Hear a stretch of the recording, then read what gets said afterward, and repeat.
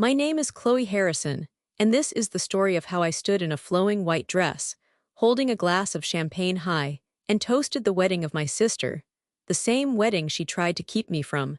I hijacked her big day with a beachside celebration of my own, just hours after finding out she never planned to invite me. I lit bonfires, sent out digital invites, and when my parents called screaming, I answered with a smile and said, "You don't get to silence me anymore." Before we dive into how that day came to be, tell me, where are you watching from? Type your city in the comments. And if you've ever felt excluded by your own family, you're not alone. It started on a Monday evening in Charleston.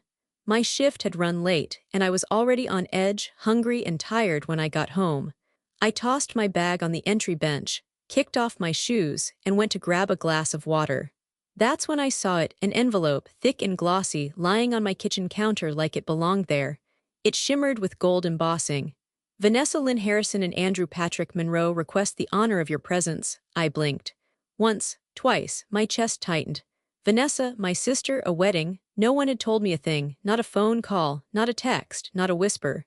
The shaking started in my hands first, then moved up my arms like an electric current. I flipped the envelope, checked the address. It wasn't even addressed to me. It was to our cousin Zoe. She must have brought it over thinking it belonged to me. My stomach dropped. I grabbed my keys without thinking. I didn't even put on shoes, I just drove.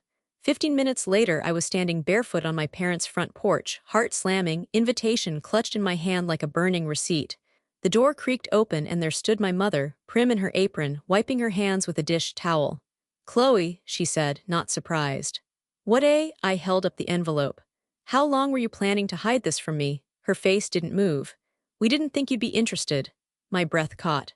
Behind her, I saw my father walk in, carrying a mug of tea like it was any other night. He raised an eyebrow. "What's going on?"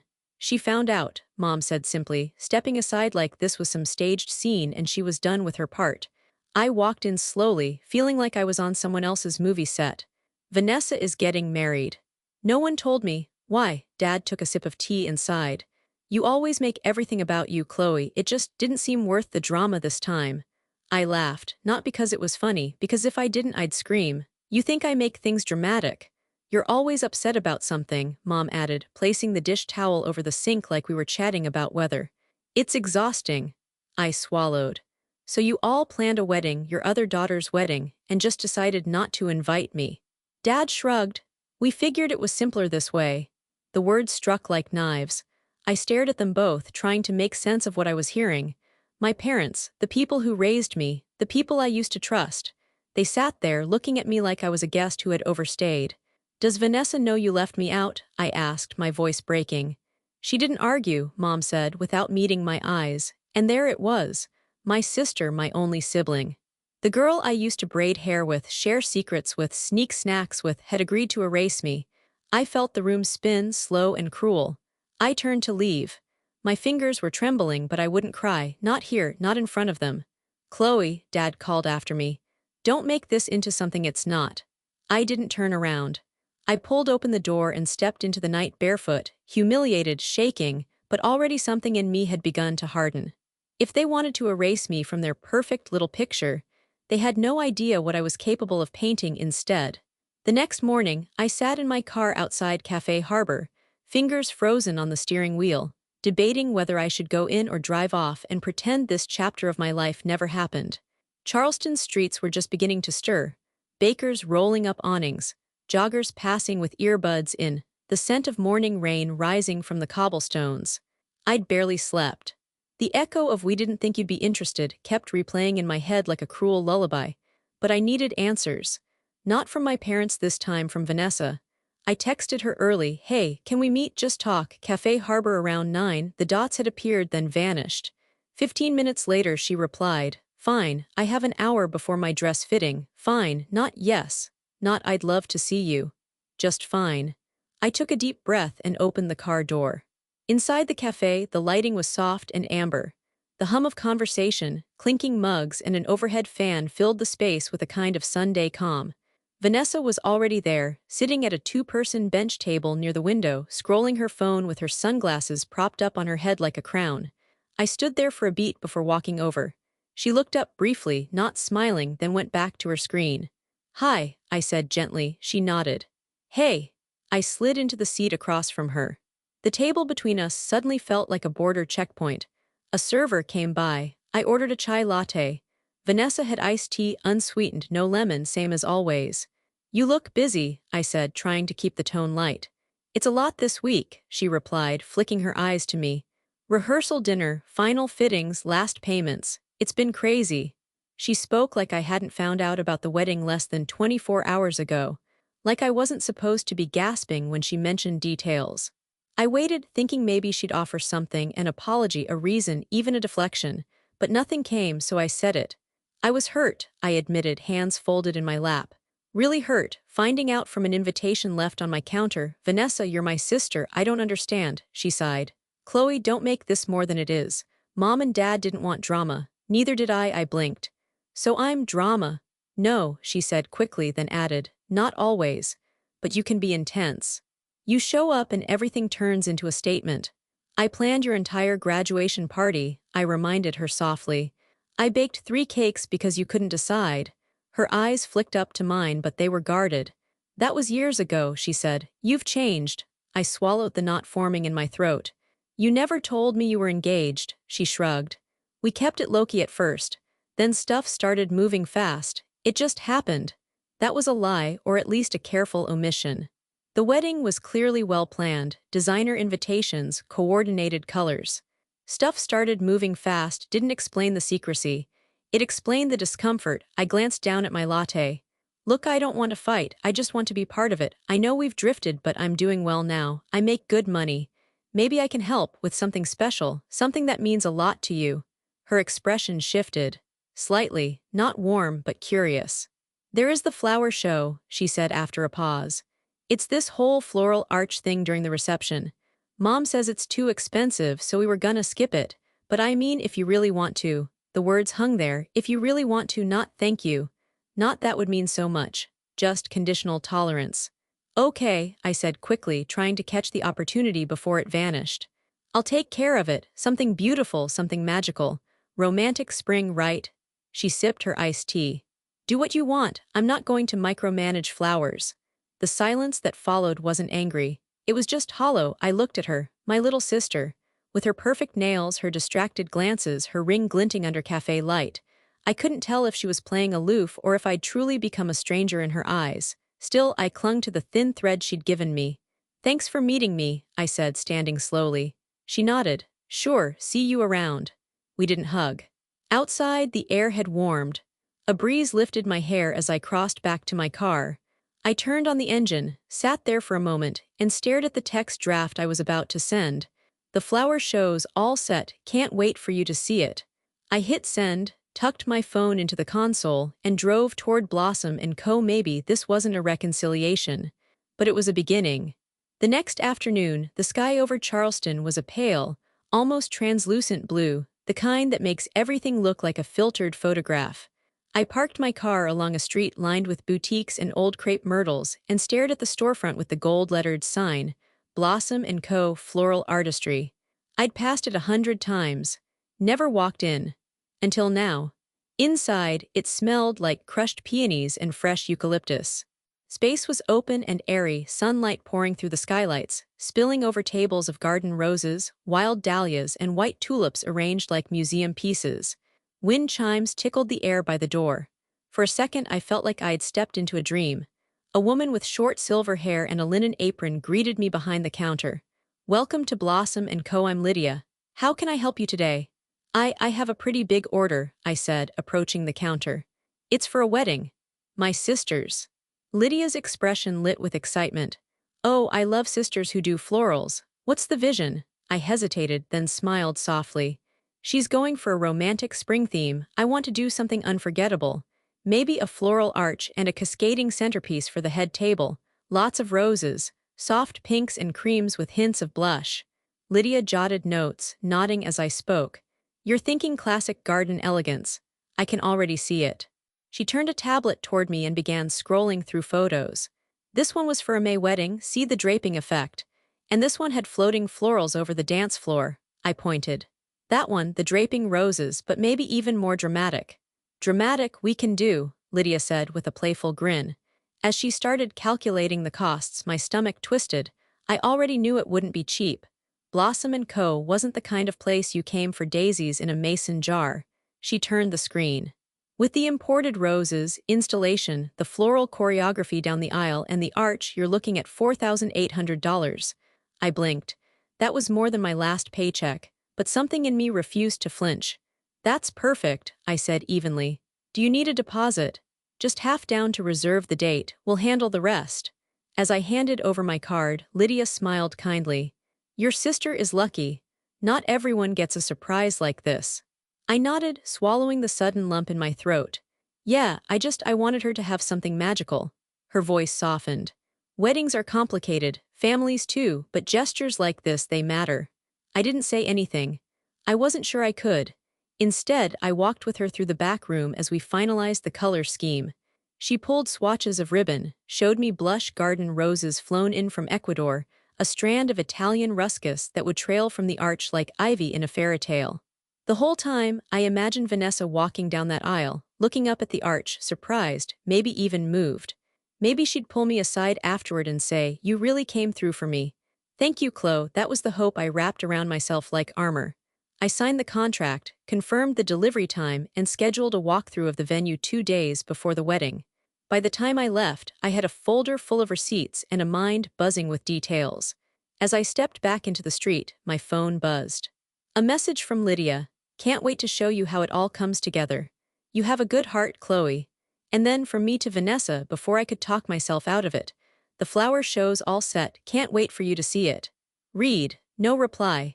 I slipped my phone into my purse and stood on the sidewalk a moment longer, watching a little boy tug his mom toward an ice cream truck. I wondered when I'd started needing to earn my place in my own family. Maybe this would change things.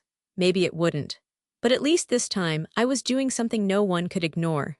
The morning before the rehearsal, I pulled up to the event venue in a sleeveless linen dress, hair pulled back, sleeves of cardboard boxes cutting into my arms. The building stood like something out of a Southern bridal magazine, whitewashed brick, wraparound porch, pale blue shutters against old stone, and a lawn dotted with magnolia trees. Too perfect. Too not mine. The parking lot was mostly empty except for a delivery truck unloading rental chairs and a vintage-looking food truck that seemed lost. I stepped inside with a clipboard, a nervous smile, and the fragile hope that maybe today would shift something. The ballroom was breathtaking. Tall windows, wide plank floors, pale pink curtains tied with gold cords. The altar space was empty, waiting for the floral arch I'd commissioned. I walked in slowly, the soles of my flats whispering against the floor. Chloe, I turned. A woman in black jeans and a silk blouse approached, holding a half-emptied Starbucks cup. I recognized her immediately, Clara Daniels, Vanessa's college roommate. She used to spend summers at our place, eating frozen waffles and telling Vanessa she had the chillest big sister ever. Clara, I said, surprised. She blinked, clearly taken aback. I didn't think you'd be here. I didn't know if she meant today or at all. I'm just helping set up, I said, lifting a box of candles from the table. Clara stepped closer, lowering her voice. Can I just say something? I paused. She glanced toward the far end of the room where a few other bridesmaids were pretending to fold linens and not watch us. Thank you, she said softly. No one else is pulling this much weight. Honestly, you're kind of saving this. I blinked. Seriously, she nodded. Vanessa's been all over the place. Your mom has a strong opinion about everything, and I think your dad just wants to survive the weekend. You're the only one who seems to actually know what needs to happen. I exhaled, unsure whether to laugh or cry. Well, I said, I do run 3 software launches a year. I figured I could handle some floating candles and a floral arch. Clara smiled. I always knew you were the organized one. I knelt beside the aisle, lining up the votives I'd brought, soft blush glass, rimmed in antique gold. They caught the light beautifully. Clara drifted off to help the others as I continued working. Then I heard the door open, and I knew I didn't have to turn. I felt her presence before I saw her.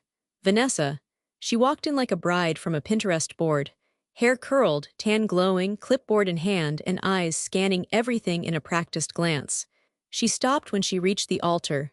I stood slowly, brushing my hands on my dress. Her gaze flicked across the candles, then the linen-draped table near the front, the rows of chairs, the delicate arrangements of baby's breath and Lysanthes waiting to be placed. "You didn't have to do all this," she said flatly. "Not thank you, not wow, just that." "I wanted to," I said, keeping my tone light. "It's your big day, I thought the candles would add something romantic." She nodded slowly, no smile, no warmth. "Mom said she preferred white candles." "Well," I said gently, "these match the arch. Cream with blush tips." Vanessa's eyes softened just for a second, then she turned away. Behind her our parents had entered. I froze. My father stood stiffly in a button-down that needed ironing, his hands deep in his pockets. Mom, meanwhile, was directing someone over by the window, her lips pursed, face tight. She saw me but said nothing, not a glance, not a nod, just walked past me like I wasn't there. I felt my shoulders tense instinctively. Clara crossed the room again, holding a clipboard. "Chloe, can you help me with the table runners? I think someone ironed them too hot, they look shiny." I nodded and followed her, grateful. Later, while adjusting the sheer tablecloths, I heard Vanessa's voice again, low, frustrated. She was talking to one of the venue staff. "I don't care if the chairs are 6 inches off, fix it." I turned away, giving her space, letting her spiral, because I wasn't here to argue. I was here to create something beautiful, even if no one thanked me. Even if they all pretended I was invisible. I stepped back, looked at the candles glowing under the morning sun, and felt the tiniest flicker inside my chest. Hope, not much, but enough. The rehearsal was over, and most of the wedding party had drifted into small cliques around the venue, chatting and sipping lemonade from frosted glasses. I stepped outside to the courtyard, needing air, sunlight, space, anything that didn't feel quite so curated. The courtyard was modest but elegant, with ivy-covered brick walls and clusters of white wrought-iron chairs arranged around cafe tables. The kind of space that begged for laughter and ease, but felt, today, more like a stage waiting for someone to trip. I found Vanessa by the far wall, standing in a sunbeam with two bridesmaids, Ally, her Pilates friend, and Jenna, the one who'd spent most of the rehearsal whispering behind her hand. Vanessa held a mason jar of strawberry water, her veil-less hair pinned up in loose curls, sunglasses perched on her head. She looked completely at home. For a moment, I hesitated, but then I reminded myself why I was here. I crossed the courtyard, stepping lightly on the stones, hoping not to sound like I was approaching a queen on her throne. "Hey," I said, offering a small smile. "Do you have a second?" Vanessa turned, eyes shaded by her sunglasses, unreadable.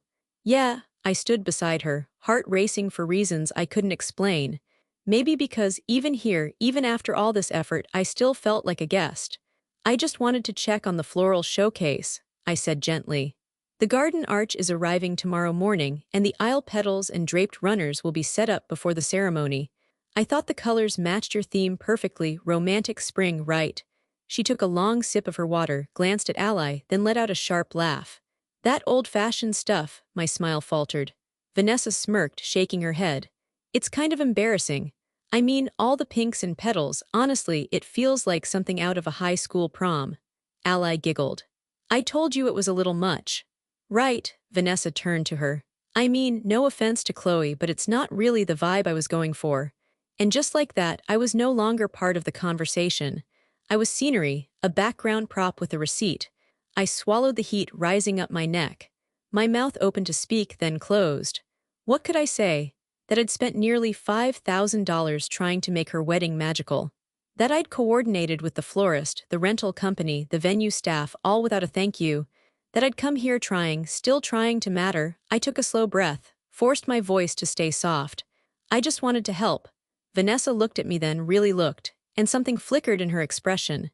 Not guilt, not appreciation. Annoyance. "Look, Chloe," she said, turning back to her water, "you do this thing where you take over. I get that it's your way of showing love or whatever, but not everything needs to be a statement." "I wasn't trying to take over," I said quietly. "Then maybe next time, check with me first, before booking a flower show." The words hit harder than I expected. She could have pulled me aside. She could have said it kindly. She could have told me in private that it wasn't her taste. But instead, she chose this. In front of her friends. In the sun-drenched courtyard where I dared to think, for one brief moment, we were making progress. I nodded, "Got it." And I turned, walking slowly back across the courtyard as Ally's laugh echoed behind me. I didn't cry, I didn't run. But as I reached the edge of the garden path, I paused and looked up at the trees above me. The breeze stirred the branches, lifting a strand of my hair across my cheek. The sun was warm, but the wind, it felt cold. I rubbed my arms and kept walking, not quite sure where I was headed. Just away. That night I sat curled up on the edge of my bed, knees pulled to my chest, the glow of my phone screen casting sharp blue shadows across my room. Photo after photo. Soft pink roses, delicate strands of jasmine, cream hydrangeas bundled into spirals, elegant, romantic, expensive. Everything I thought Vanessa wanted. Everything I thought might be enough. I scrolled slowly, letting the images slide across the screen like some quiet confession. One showed the gold-rimmed votives catching candlelight just right. Another was the mock-up of the aisle lined with petals in soft gradations of blush, ivory, and spring green. I had arranged every detail like an apology I never got to say aloud. And still, it hadn't mattered. Vanessa's voice echoed in my mind, that old-fashioned stuff. It's embarrassing. The words had sliced straight through the part of me that still believed she might reach for me. And now, sitting here in the dim stillness of my bedroom, the sharp edge of that rejection settled somewhere behind my ribs. I pressed my thumb to the screen, pausing on a shot of the Arch's original concept sketch.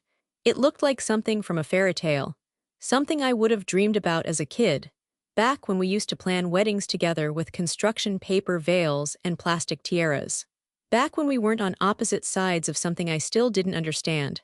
A breath caught in my throat. "What did I do?" I whispered. My voice barely broke the silence of the room. I stared out the window. Charleston was quiet tonight. My street, with its crepe myrtles and porch lights, was calm and still, like the world had taken a breath and left me behind. I lowered the phone into my lap and let my head fall back against the wall. The tears came slowly, like they were too tired to rush. One slipped down my cheek, then another. And then the question I'd been swallowing all week tumbled out in a whisper that shook. Why are they doing this to me? Not just Vanessa. Not just my mother's cutting glances or my father's silence, but all of them. The hush around my name. The sideways comments. The months of wedding plans whispered behind closed doors while I planned flower deliveries like a fool. When had I become the problem? My thoughts scattered like spilled marbles. I reached for them, trying to piece together where this all started. But the truth was, it wasn't just the wedding. It never had been. It was every birthday where Vanessa got the bigger gift. Every time I was told to be the bigger person when she lashed out. Every holiday where my job came second to her boyfriend's schedule. Every family dinner where I felt like a guest who had to earn her seat. I'd pretended for so long that it didn't matter. That being successful, being independent, being good would be enough. But none of it had bought me a place at the table. I wrapped my arms around my knees. My apartment, once my escape, now felt like a museum of loneliness. The framed degrees on the wall. The throw pillows no one ever moved.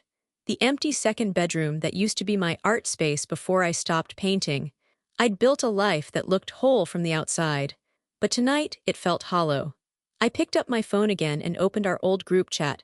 Family Forever, complete with a smiling emoji Mom had insisted on. I scrolled up, past the messages about Vanessa's engagement ring, the rehearsal dinner RSVPs, and the bridal shower pictures I hadn't even known existed until now. My name barely appeared. Only once when Dad had asked, "Did someone tell Chloe about this yet?" No reply. No one had. And they'd moved on like I wasn't even there. I closed the app. Knock on my heart. Faint. Familiar, not anger, not anymore, just grief. I curled onto my side, the phone still glowing in my hand, and closed my eyes. The only sound was the faint buzz of the air conditioning and the slow, steady rhythm of my own breathing. For a long time I lay there in silence, just existing, just hurting. And then, somewhere in the space between exhaustion and clarity, a thought settled in. If I had been invisible to them all this time, maybe it was time to stop trying to be seen. 2 days before the wedding, I was sitting at my kitchen island in my Charleston apartment, half drinking a cup of coffee that had already gone cold, when my phone buzzed with a notification from the family group chat. I almost ignored it. Almost. But something, maybe instinct, maybe self-sabotage, made me tap the screen. "Mom, I hope she won't be at Vanessa's wedding." My breath stopped. The message sat there in plain text. No context. No emoji to soften it. Just that sentence. I stared at it, my heart beginning to pound so loudly I could feel it in my throat. She, not Chloe, not your sister. Not even a passive-aggressive hope everything stays calm. Just she. And then, 3 seconds later, this message was deleted. The screen shifted.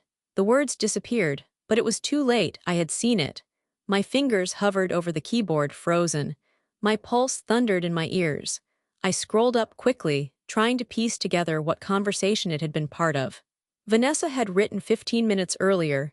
Andrew's aunt is asking about seating again. I can't deal with this right now. Dad had replied with a thumbs up, and then Mom had sent that message. It wasn't meant for me. It was meant for Vanessa, and she had sent it in the wrong chat. I felt something inside me shift, not crack, not shatter. Shift. All this time, I'd told myself maybe this was miscommunication. Maybe they assumed I was busy. Maybe Vanessa didn't know how to fix the awkwardness once it started. But this wasn't forgetfulness. This wasn't poor planning, this was deliberate. I hope she won't be at Vanessa's wedding. I whispered the words out loud, tasting them. There it was, the truth, they didn't just exclude me. They preferred me gone. My chest tightened, but the tears didn't come this time. No shaking hands, no breathless panic, just clarity. I set the phone down slowly on the counter and leaned back in my chair. This is what they really think of me, I muttered. The room was quiet except for the hum of the refrigerator. Outside, a car passed, tires hissing against pavement.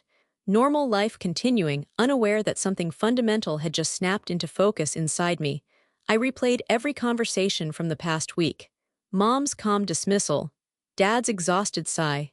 Vanessa's courtyard laughter. They weren't tolerating me. They were managing me, managing my reactions, managing my presence. Managing how much of me they allowed into their carefully curated narrative.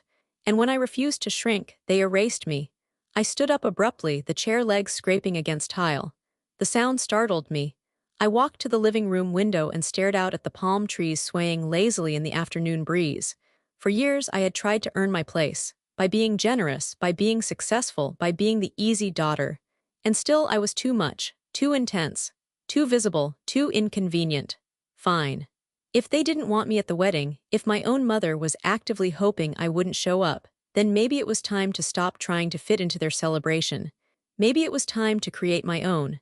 The thought didn't arrive as revenge, it arrived as oxygen. I walked back to the kitchen, picked up my phone, and opened a blank note. Same day as the wedding, beachfront, music, lights, people who actually want me there. My fingers moved faster now. Bonfire permits. Food trucks. Guest list. They wanted a quiet ceremony without me. They were about to discover what happened when I stopped asking for permission to exist. I looked at my reflection in the dark screen of my phone. My eyes weren't red anymore, they were steady. Okay, I whispered to myself, let's do this. And for the first time since I'd found that gold-embossed invitation on my kitchen counter, I didn't feel small. I felt awake. The beachfront bungalows had been a risky choice.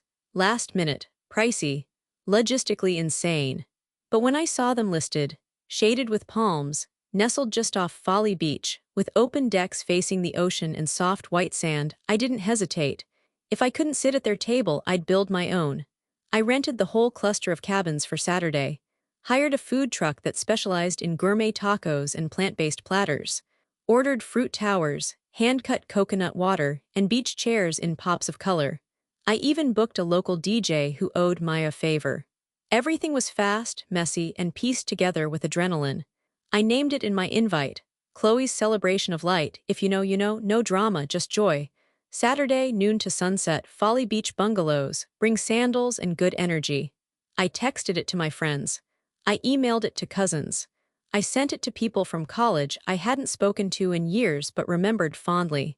Even a few of Vanessa's old friends who drifted from her orbit. The morning of the wedding, the morning of my gathering, I stood barefoot on the deck of the main bungalow, watching workers set up tiki lights and white paper lanterns that bobbed gently in the sea breeze. My stomach twisted with nerves. What if no one came? What if I threw this celebration and it was just me? The thought made my heart thud unevenly, but I didn't let it show. I had curled my hair, applied a soft shimmer to my collarbone, and chosen a flowing white linen dress that felt ethereal and strong. Not a wedding dress, not exactly, but not one either. This wasn't revenge, it was reclamation. Still, the doubt clung to me until Maya arrived. She stepped out of her car in a bold sunflower romper, sunglasses sliding down her nose, mouth dropping open when she spotted me standing in the doorway. "Chloe," she said, placing one hand over her heart, "you look like a freaking goddess." I laughed, an actual startled laugh. Too much. She walked up the steps, shook her head slowly, and gave me the kind of hug that makes your eyes sting. "No," she whispered, "it's just enough." We walked down to the beach together where the crew was finishing the bonfire setup. The sand was warm under our feet, and the scent of sea salt mixed with the faint sweetness of cut fruit and wood smoke. Guests trickled in. First a few old coworkers, arms loaded with snacks and champagne. Then two of my art school friends from Asheville, followed by my cousin Ben, who wrapped me in a huge hug and whispered, "Good for you, Chloe." About time someone shook things up. Each arrival felt like a breath I didn't know I'd been holding, until I saw it.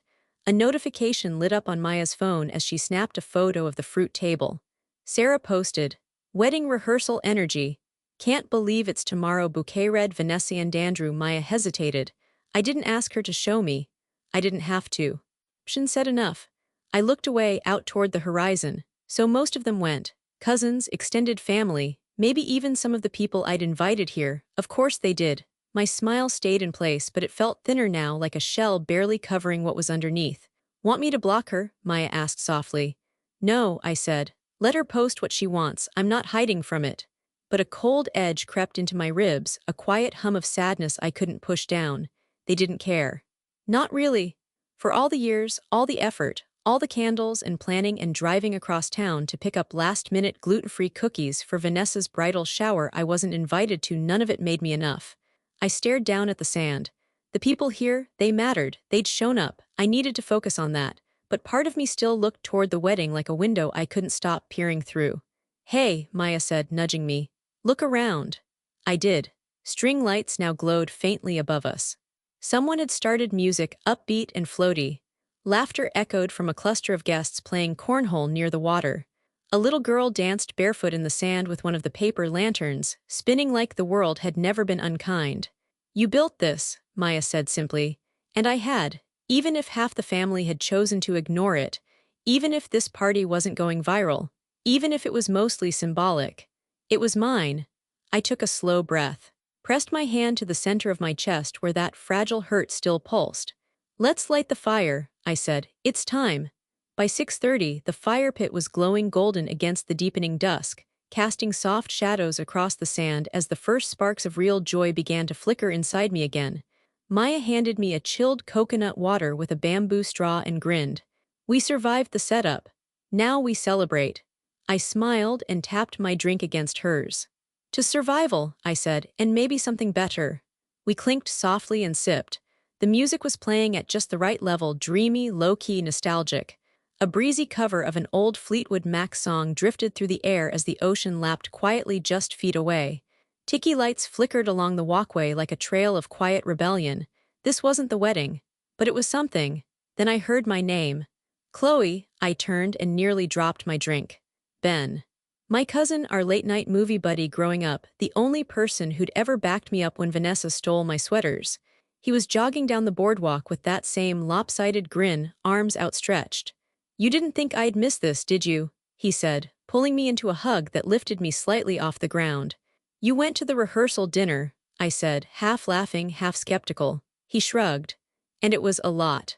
Mom tried to guilt me into staying the weekend, but once I saw your invite, I made up some excuse. You're way more fun." Before I could reply, I saw another figure coming down the steps. Zoe, Vanessa's childhood best friend. The one I'd taken for frozen yogurt a dozen times when they were in high school. The one who used to beg me to teach her how to do eyeliner. She hesitated before approaching. "I didn't know if I should come," she said. "But when I saw the way your mom looked right through you yesterday, I couldn't unsee it." I blinked. "So you left the wedding?" "I never said I was going," she smiled. "I RSVP'd maybe." Turns out this was the better option. Behind her, two more cousins arrived. Then one of my old coworkers. Then Clara, yes, Clara, Vanessa's college roommate, stepped out of a car holding a covered tray. "I brought lemon bars," she said sheepishly. "Didn't think I'd get to eat tonight." I looked around. The deck was filling with people who hadn't just come to be nice. They came because they wanted to, not out of obligation. Not because it was expected, but because they saw me. Really saw me. Laughter floated from the fire pit. Someone turned up the music slightly, and the DJ faded into a mellow dance beat. A group of guests started an impromptu game of wedding-themed charades, and I caught Maya shaking her head, muttering, "Your people are chaotic, I love it." I sat beside her on a low bench, pulling my cardigan tighter around my shoulders as the sea breeze picked up. "This is better than I imagined," I murmured. She handed me another drink. "You know why?" "Why? Because it's light," she said. "Not forced, no expectations, just joy." I looked around, letting that sink in. The laughter, the easy smiles, the unpolished, unfiltered beauty of a beach gathering that wasn't about spectacle, it was about peace. "I think," I said slowly, "that I forgot what joy without performance felt like." Maya bumped her shoulder against mine. "Well, you just built it from scratch." And I had. No one handed this to me. No one permitted it. I created it when they shut me out. And for the first time in weeks, I didn't feel invisible, or forgotten, or like someone's afterthought. I felt whole. As the moon began to rise and the waves turned silver in the dark, someone started handing out sparklers. I held mine in the fire until it caught flame. And when it burst into light, I smiled, not because anyone was watching, but because I was still standing. And that was worth celebrating. The sparklers had burned out, but the afterglow lingered. Laughter still drifted across the beach, soft and a little slurred. Someone had pulled out a Bluetooth speaker and was playing 90s throwbacks. A circle had formed around the bonfire, where stories flowed easily and the wind carried away the heaviness that had lived on my chest all week. Maya leaned over. "You should post something," she said, phone already in hand. "Let people see what you made, your version of the story." I hesitated, glancing at the flickering bonfire and the blur of golden lights behind it. "You don't have to name names," she added. "Just show the joy." So I stood, walked toward the edge of the deck, and turned to face the fire. Maya filmed. I twirled once in my white linen dress, arms outstretched, hair loose in the wind. Someone ran behind me laughing, holding a sparkler that burst in silver light. In the background, the bonfire glowed and the voices of friends chanted my name. The reel lasted 12 seconds. Joy, freedom, something close to defiance but brighter. I posted it with one caption: "You can't uninvite someone from their own worth." Sparkles light over loud. It went live at 10:08 p.m. At 10:11 I got the first message. "Cousin Emma, this is stunning.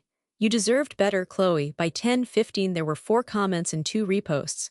I wasn't trying to go viral, this was family only, but apparently family only was enough to start a storm. Then came the one that twisted my stomach. "Aunt Karen, this is the real celebration." Red Eye froze. I hadn't told her. No invite, no word. And yet she'd found. At 10:22 my phone buzzed again. "Mom calling." I let it ring. "Mom calling, 2 Dad calling, 1 Vanessa calling." 1 by 10:30 I had 10 missed calls from my mom, 6 from my dad and 3 from Vanessa. I silenced the phone and tried to breathe. "Everything okay?" Maya asked, watching me from the fire pit. They saw it. I stepped away from the crowd, toward the shadowy dunes at the edge of the beach. The waves crashed gently behind me. I watched the horizon, phone still buzzing in my hand. Finally I answered. "Hello," my father's voice thunderous. "What in God's name do you think you're doing?" "I'm standing on a beach," I said evenly, "celebrating my own joy." "You ruined Vanessa's wedding." I let the accusation hang there. "Funny," I said, "I thought I wasn't even invited to it." "You've humiliated this family. Do you have any idea how this makes us look?" I smiled faintly. "I saw Mom's message," I said softly. "The one she deleted." Silence. "I know it was meant for Vanessa. I hope she won't be at the wedding." I saw it, and you know what? It finally made things clear. More silence. Then the line crackled. "That was a mistake," he snapped. "She didn't mean." "No," I cut in. "She did, and you did too, and you don't get to silence me anymore." Behind me the fire cracked loudly like punctuation, like a line being drawn in the sand. "Chloe, I've been quiet for years, smiling through the slights, shrinking to fit in, planning birthday parties for people who never showed up for mine. But this," I turned, facing the bonfire in the distance, "this is mine, you don't get to shame me for it." He exhaled, long and slow, something between frustration and disbelief. "This isn't over." "No," I said calmly, "it's just starting." I hung up before he could speak again.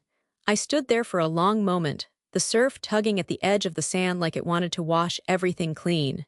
Then I turned and walked back toward the fire. I wasn't hiding anymore. I had just started to relax again when I saw headlights flash through the palms, too fast for a beach road. People turned. Conversations paused. Maya stood beside me, brows furrowed, then nodded slightly toward the boardwalk. Someone's here. At first I thought it might be a guest arriving late, but then I saw the figure stepping out of the car, barefoot, breathless, dress wrinkled like she'd run through the wind, mascara streaked down her cheeks like war paint. Vanessa.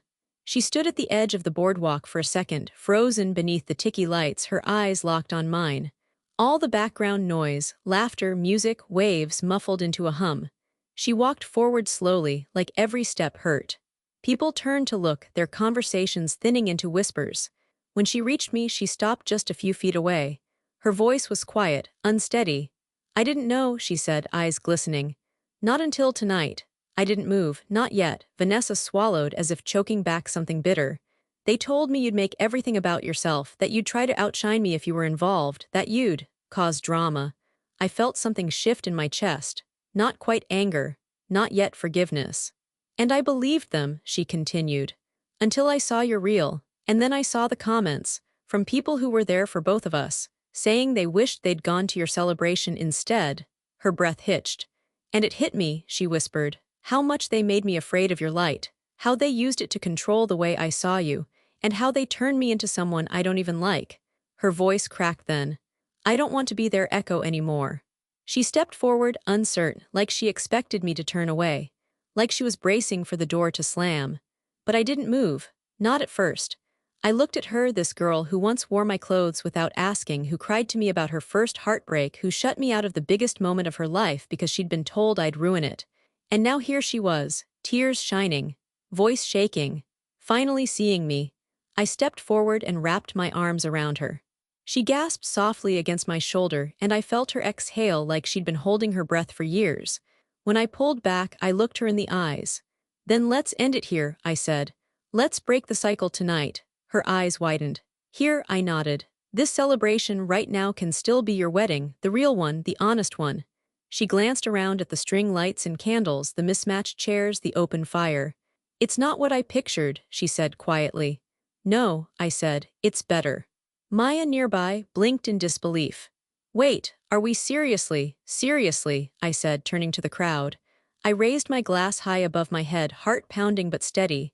"Everyone," I called, my voice ringing over the beach, "tonight we celebrate truth, healing, and new beginnings." I looked at Vanessa, whose hand was now quietly laced with her fiancé Andrew's. He must have arrived quietly behind her, watching everything unfold.